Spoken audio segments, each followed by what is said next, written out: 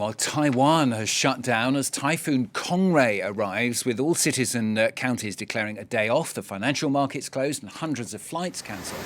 It's expected to be the largest storm by size in 30 years.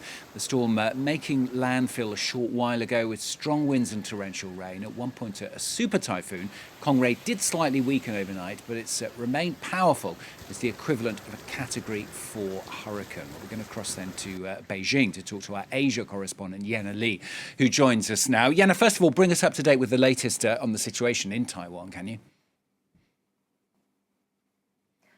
Well, schools and businesses are all shut in Taiwan, and almost 9,000 people were evacuated from Taiwan's eastern coast. And at one point, gusts of up to 250 kilometers per hour could be measured. When it landed, it did land as a Category 3 Atlantic hurricane. And we have been monitoring some of the footage coming out of Taiwan. We've seen flooded roads, uprooted trees, power lines, damaged homes, partially destroyed. You have to remember, though, Taiwan is no stranger to typhoons. There are multiple typhoons every year, but it is quite rare that this is taking place at the end of October. We're almost in November because these typhoons are much more frequent in the months of July, August and September in Taiwan. Plus, this is the biggest typhoon the island has seen since 1996, with a diameter of over 500 kilometers. So if you are in the region, authorities are warning that there is heavy rain right across Taiwan.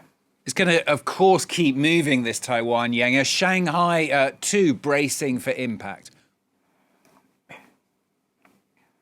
Well, Typhoon Kong-rey is expected to cross the Taiwan Strait and travel northwards along China's eastern coast. These provinces are densely populated. They're also economic hubs. We're talking about Fujian, Shanghai, Jiangsu. China has set off its level 4 emergency response system. That's the lowest of 4 categories. And over 4,000 personnel have been called in to prepare for rescue operations. You might remember not so long ago, in mid-September, the region already had to deal with a strong storm. It was called Typhoon Bibinka. It was the most powerful that the city of Shanghai had seen since 1949. Back then, authorities issued a red warning. This is something they haven't done yet for this typhoon, at least not yet. Schools are still open, for example, although we are just getting information that some universities have switched to online courses for Friday. It does appear that forecasters are expecting some of Taiwan's mountains to break down Kong-rey's gusts before it travels onwards towards China's southeast. That said, strong winds, torrential gusts, they're still expected, and they could lead to flooding and mudslides in China starting Friday and well into the weekend.